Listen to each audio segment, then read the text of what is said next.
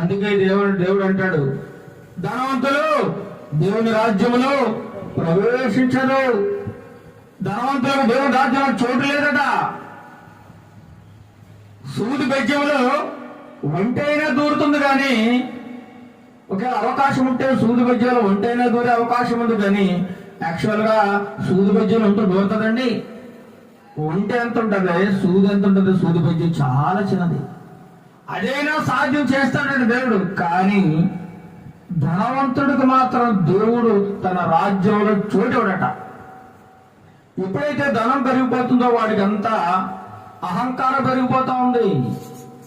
భయంకరమైన అలవాట్లకు వాడు లోనైపోతా ఉన్నాడు. పాపం చేయడానికి, అనేకులను పాపం నడిపించడానికి డబ్బులు వాడుకుంటూ ఉన్నాడండి. అందుచేత ధనాపేక్షలు ఉండకూడదు. అందుకే అంటాడు,